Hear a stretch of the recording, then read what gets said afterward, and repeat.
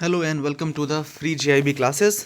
आज हम लोग जेआईबी पेपर 1 का यूनिट 5 करेंगे। उससे पहले please pause the video and go through the disclaimer. This video is for educational purposes only. आज चैप्टर 5 जो है उसका नाम है infrastructure including social infrastructure. PPP has been becoming the preferred model. PPP क्या है?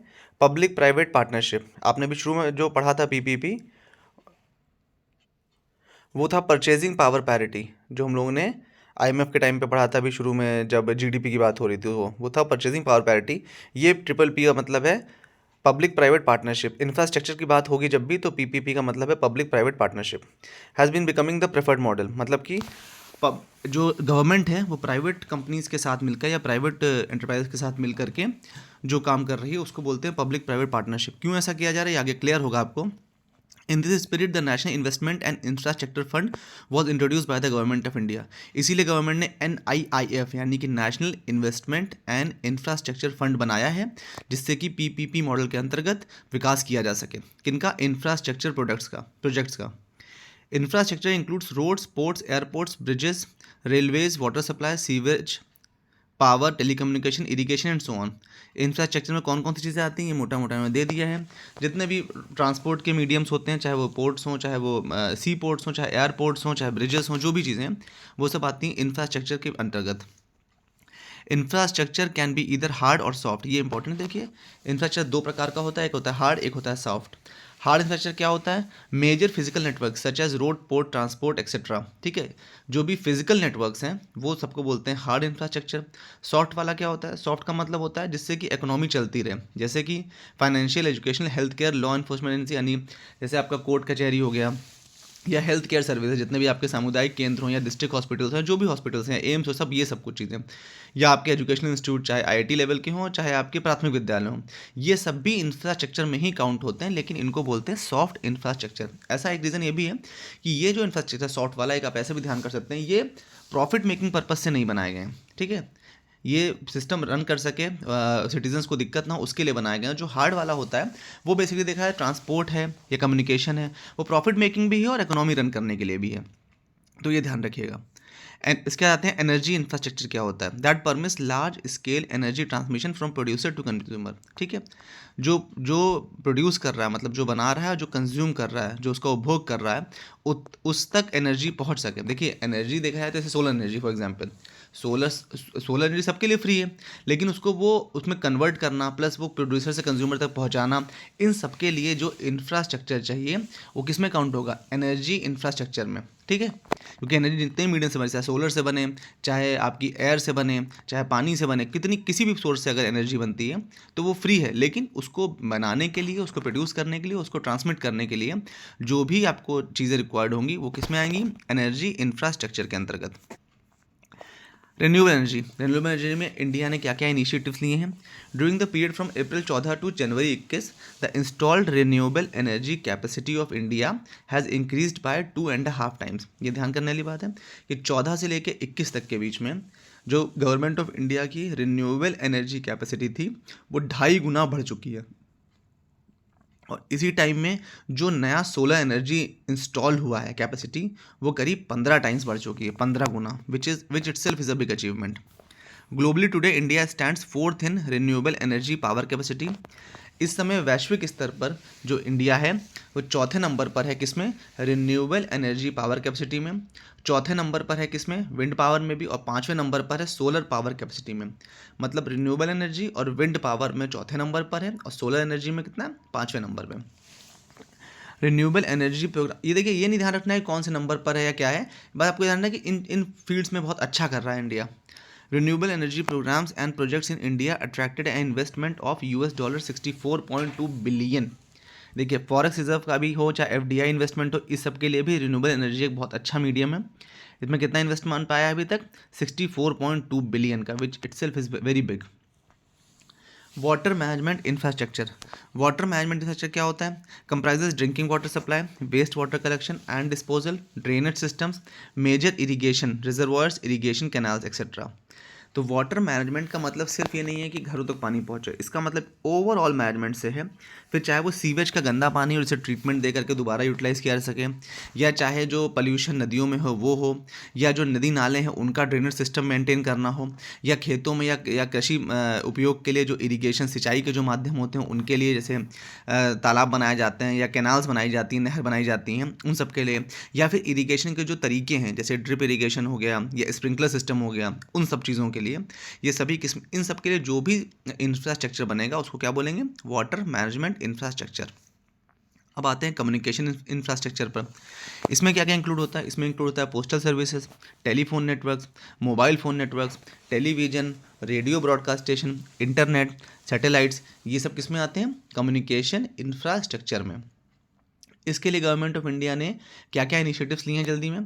पहला क्या किया है, एफडीआई जो था वो अब 100% कर दिया है इस पर। देखिए एफडीआई फॉरेन डायरेक्ट इन्वेस्टमेंट होता है, उसको करने का रीज़न ये भी है जिससे कि उस सेक्टर को और बूस्ट मिल सके। जिस सेक्टर में भी एफडीआई बढ़ाया जाता है, इसका मतलब उसमें भी, जिससे कि जब फॉरेन से उसमें पैसा आएगा तो ऑब्वियस सी बात है वो सेक्टर और बूम करेगा। तो एफडीआई कैप इस पर कितना कर दिया, 100%, 100% तक एफडीआई इसमें हो सकता है। पहले कितना था, 74%। इसमें देखिए उन्होंने क्या किया, प्रोडक्शन इंसेंटिव स्कीम लगा दी है। हमने भी लास्ट चैप्टर में पढ़ा था पीएलआई, प्रोडक्शन लिंक्ड इंसेंटिव के बारे में। तो इसमें भी इन्होंने कम्युनिकेशन सेक्टर में जो लार्ज स्केल इलेक्ट्रॉनिक मैन्युफैक्चरिंग करेंगे उनको ये प्रोडक्शन के बेसिस पर अलग से इंसेंटिव देंगे। Department of telecommunication launch Tarang Sanchar, tele जो दूर संचार विभाग है उसने एक और क्या चीज़ लॉन्च करी है, तरंग संचार। तरंग संचार क्या है, ये एक वेब पोर्टल है जो किस विषय में इंफॉर्मेशन शेयर करेगा, मोबाइल टावर्स और उससे होने वाले ईएमएफ एमिशंस के विषय में। ईएमएफ क्या है, इलेक्ट्रोमोटिव, ठीक है। जो ईएमएफ एमिशंस जो भी उसमें होंगे वो कितना क्या एमिशन हो रहे हैं, वो लिमिट्स के अंदर हैं कि नहीं, उसकी कंप्लायंस क्या है ये, और मोबाइल टावर, इन सब के विषय में एक पोर्टल बनाया गया है जिसके इसकी इन्फॉर्मेशन जो है वो डिसिपिएट किया जा सके। पोर्टल का नाम क्या है, तरंग संचार। किसने बनाया है, दूर संचार विभाग ने। The government has approved a project at a cost of 20,000 crore for creating a national optical fibre network. Government of India ने 20,000 करोड़ का एक प्रोजेक्ट बनाया है, उसका नाम क्या है, NOFN, national optical fibre network. देखिए पूरा रटने की जरूरत आपको नहीं होती है। अब NOFN है तो आप फाइबर दिमाग में बैठा लीजिए, तो आपको ध्यान रहेगा F स्टैंड्स फॉर फाइबर, बाकी तो आपको वहाँ मौके पर याद आ जाएगा। और वैसे भी सब ऑब्जेक्टिव क्वेश्चंस होते हैं तो आपको कई चीज़ें देख के याद आएंगे। आपको एग्जाम से पहले लगेगा मुझे नहीं आता है, but when you sit for exam you will find it on your own. Broadband connectivity 2.5 lakh ग्राम पंचायत। देखिए इन्होंने अब गांव-गांव तक ब्रॉडबैंड कनेक्टिविटी पहुंचाने की कोशिश कर रहे हैं। देखिए जितनी भी चीज़ें आजकल हो, चाहे गवर्नेंस हो, चाहे एजुकेशन हो, चाहे हेल्थ हो, सबको इंटरनेट के थ्रू जोड़ा जा रहा है, वेब पोर्टल्स के थ्रू जोड़ा जा रहा है। सारी अब तो इनफैक्ट प्राथमिक विद्यालय में भी यूपी के अंदर गवर्नमेंट के थ्रू ही सारा काम इंटरनेट के थ्रू हो रहा है। सबको टैबलेट्स दिए गए हुए हैं सारे स्कूल्स में। द पॉइंट इज़ कि अगर आपने टैबलेट्स दे दिया, आप एक काम अगर आप ई माध्यम यानी कि इलेक्ट्रॉनिक या इंटरनेट के माध्यम से करना चाह रहे हो तो उसके लिए आपको कनेक्टिविटी भी देनी होगी। तो कनेक्टिविटी के लिए क्या किया गया है, नेशनल ऑप्टिकल फाइबर नेटवर्क बढ़ाया गया है और गांव-गांव में कनेक्टिविटी देने के लिए 2.5 लाख ग्राम पंचायत जो हैं उनको आइडेंटिफाई किया गया है, ठीक है। फिर आते हैं क्रिटिकल इंफ्रास्ट्रक्चर पे। क्रिटिकल इंफ्रास्ट्रक्चर क्या होता है, the assets on which the broader economy is dependent are refer to as critical infrastructure. देखिए आपकी अर्थव्यवस्था के वो इंफ्रास्ट्रक्चर जिन पर एक बड़े स्तर पर पूरी की पूरी अर्थव्यवस्था निर्भर करती है उसे क्या बोलते हैं, क्रिटिकल इंफ्रास्ट्रक्चर, जिसके बिना मतलब सर्वाइवल नहीं संभव है। अब जैसे इलेक्ट्रिसिटी जनरेशन एक उसमें हो गया, ठीक है, गैस प्रोडक्शन हो गया, ट्रांसपोर्टेशन हो गया, ऑयल और ऑयल प्रोडक्ट्स यानी पेट्रोलियम संबंधित, telecommunication, water supply, food production, banking, ठीक है, शिपिंग, ये सब ऐसे सेक्टर्स हैं जिन इंफ्रास्ट्रक्चर के बिना देश जो है तरक्की नहीं कर सकता। तो इसीलिए इनको किसमें क्या कहते हैं, क्रिटिकल इंफ्रास्ट्रक्चर। अब आते हैं ट्रांसपोर्ट इंफ्रास्ट्रक्चर पर। ट्रांसपोर्ट इंफ्रास्ट्रक्चर के लिए कहा गया रोड्स, हाईवे, ब्रिजेस, टनल्स, ये सब किस में आएंगे, ट्रांसपोर्ट इंफ्रास्ट्रक्चर। ये बहुत लंबा दिया, इतना पढ़ने की जरूरत नहीं है। एक चीज़ याद रखिए, golden quadrilateral national highway network. ये क्या होता है, ये होता है, आप समझ लीजिए कि देश के नॉर्थ, साउथ, ईस्ट, वेस्ट ये चारों पॉइंट्स जोड़ दिए गए हैं रोड के थ्रू, ठीक है। ये प्रोजेक्ट बहुत पहले से चल रहा था लेकिन अब ये होने को है। तो इसका नाम क्या है, golden quadrilateral national highway network. देखा है तो 4 रोड्स के थ्रू पूरा देश कनेक्ट हो जाएगा। Bharatmala Pariyojana, India's largest infrastructure investment programme with more than $1,000 billion present the most attractive investment opportunity in roads. Bharatmala Pariyojana भी रोड प्रोजेक्ट्स के लिए किया गया है। इन्वेस्टमेंट कितना है? $100 ठीक है। फिर पीएम गति शक्ति एक इन्होंने इनिशिएटिव लिया है। पीएम गति शक्ति क्या है? ये है नेशनल मास्टर प्लान। किस लिए? Multi modal connectivity. Multi modal connectivity का क्या मतलब हुआ? मल्टी मॉडल कनेक्टिविटी का मतलब ये हुआ कि आप मान लीजिए रोड से, ट्रेन से और शिप के थ्रू, मतलब कि इनलैंड वाटरवेज। जरूरी नहीं है कि शिप के थ्रू है तो अरेबियन सी में ही जाना हो। इनलैंड वाटर मतलब आप गंगा, गोमती और इन सब जो नदियां हैं जो देश के अंदर हैं, इनके थ्रू भी आप जो कार्गो है, कमोडिटीज़ हैं, वो एक प्लेस से दूसरी प्लेस जा सकती हैं, जो बहुत सस्ता ही पड़ता है। इसी को बोलते हैं मल्टी मॉडल कनेक्टिविटी। मतलब कि पूरा एक ऐसा सिस्टम तैयार करना, एक ऐसा मास्टर प्लान जिससे कि कोई कम्युनिटी सपोज आपको point A to point B पहुंचानी है, तो ए से बी तक अगर वो लैंड से चली गई मतलब बाय ट्रेन गई, बी से सी तक मान लीजिए उसमें एयर यूज़ करा गया, एयर मतलब बाय प्लेन भेजा गया, उसके बाद सी से, उसके बाद बीच में जो थोड़ा सा डिस्टेंस बचा था उसमें कॉस्ट कटिंग करने के लिए अब सी रूट यूज़ कर लिया गया या रिवर रूट यूज़ कर लिया गया। तो ये जो सारे मॉडल्स हैं, सारे ट्रांसपोर्ट के जो मीडियम है, इन सबको एक ही साथ जोड़ देने से इसको बोलेंगे मल्टी मॉडल कनेक्टिविटी। ये मेन इसका कोर क्रक्स है। इसका नाम क्या है? पीएम गति शक्ति। ये कौन से बजट में आया था? बजट 22-23 में ये लॉन्च किया गया है। A digital platform to bring 16 ministries including railway and roadways together for integrated planning. ठीक है, इनको जोड़ने के लिए सबसे पहले ज़रूरी क्या है कि इनकी मिनिस्ट्रीज़ यानी सारे कंसर्न डिपार्टमेंट्स मिल के चलें। उसके लिए डिजिटल प्लेटफॉर्म तैयार किया गया है जिसमें इस तरह की रेलवे रोडवेज संबंधित टोटल 16 मिनिस्ट्रीज़ ऐड हो जाएंगी। ठीक है, और इस इंफ्रास्ट्रक्चर कनेक्टिविटी प्रोजेक्ट को गति मिलेगी। इसका नाम क्या है? PM Gati Shakti. Important highlights of the project क्या क्या है? रोड ट्रांसपोर्ट में क्या है? National highway network to be expanded by 25,000 kilometre in 22-23। 2022-23 में हाईवेज 25,000 किलोमीटर बढ़ाने थे, एक्सपैंड करने थे। 20,000 crore to be mobilise for national highway network expansion. और इसके लिए रुपए कितने किए गए? 20,000 करोड़ रुपए। रेलवेज में क्या है? One station one product. जैसे यूपी में चलता है ना ODOP, one district one product, उसी तरह से रेलवेज में शुरू किया गया वन स्टेशन वन प्रोडक्ट। जिससे क्या होगा? वहाँ के जो लोकल आर्टिसंस हैं, जो बिजनेसमैन हैं, जो भी प्रोडक्ट प्रोड्यूसर्स हैं वहाँ के लोकल लेवल पर, वो लोग अपना प्रोडक्ट उस स्टेशन में बेच सकें और जो भी वहाँ से ट्रेन्स निकल रही हैं वो लोग वहाँ से परचेस कर सकें। तो इससे बिजनेस को भी बूस्ट मिलेगा। स्कीम का नाम क्या है? One station one product concept. दूसरा क्या है रेलवेज में? 400 new generation Vande Bharat trains. अगले 3 साल में 400 वंदे भारत ट्रेन्स भी चलाई जाएंगी इसमें। ठीक है, अगले 3 साल में गति शक्ति के 100 कार्गो टर्मिनल्स बनाए जाएंगे। ठीक है, पीएम गति शक्ति जिसके बारे में हमने बात की थी, मल्टी मॉडल था, इसके कार्गो टर्मिनल्स बनाए जाएंगे कितने? 100 अगले 3 साल में। पर्वतमाला। पर्वतमाला क्या है? National ropeway development programme. Parvatmala भी किस मॉडल पे काम करेगा? पीपीपी यानी पब्लिक प्राइवेट पार्टनरशिप मॉडल पे काम करेगा। पर्वत नाम से आप समझ गए कि किससे संबंधित होगा? ये पहाड़ों से संबंधित होगा। पहाड़ों में एक स्थान दूसरे स्थान में, आपने जब आप लोग घूमने जाते हैं देखते भी होंगे रोपवे यूज़ करते हैं, तो इससे आपको याद हो जाएगा पर्वतमाला प्रोजेक्ट किससे है? National ropeway development programme. ठीक है, भारतमाला क्या था? रोडवे से संबंधित, रोड से संबंधित था, रोड कनेक्टिविटी के लिए। और गोल्डन कोऑर्डिनेटर क्या था?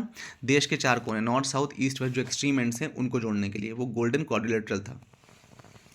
अर्बन इंफ्रास्ट्रक्चर में क्या क्या आता है? हार्ड इंफ्रास्ट्रक्चर मैं बता चुका हूँ आपको पहले। Hard infrastructure systems owned and operated by municipalities. जो भी हार्ड इंफ्रास्ट्रक्चर हैं, चाहे रोडवेज हो, चाहे वो वाटर डिस्ट्रीब्यूशन हो, चाहे सीवेज हो, ये सब कौन डील करता है? म्यूनसिपलिटीज़। यानी कि अर्बन हो चाहे लोकल हो, लेकिन म्यूनसिपलिटीज़ डील करती हैं। Environmental safeguards and guidelines have proven to be one of the major reasons for delay in infrastructure projects, especially in the power sector. ठीक है, पावर सेक्टर हो या अन्य कोई भी सेक्टर हो, उन सभी में एनवायरमेंटल सेफगार्ड्स एंड गाइडलाइंस। देखिए, जो भी पर्यावरण संबंधी जो आपके दिशा निर्देश होते हैं, जो गाइडलाइंस होती हैं, वो एक मेजर रीज़न होता है जिसकी वजह से इंफ्रास्ट्रक्चर प्रोजेक्ट्स हॉल्ट कर जाते हैं। क्यों? क्योंकि उसकी गाइडलाइंस या उसकी परमिशन नहीं मिल पाती हैं। इसलिए इन डिपार्टमेंट्स में कोऑर्डिनेशन होना बहुत इंपॉर्टेंट है। ये सब प्रॉब्लम्स आइडेंटिफाई कर रहे हैं जिससे कि उसको दूर किया जा सके। Atal mission for rejuvenation and urban transformation. देखिए, अभी हम लोग म्यूनसिपलिटीज़ की बात कर रहे थे, उससे संबंधित ये एक स्कीम है। नाम क्या है? AMRUT scheme.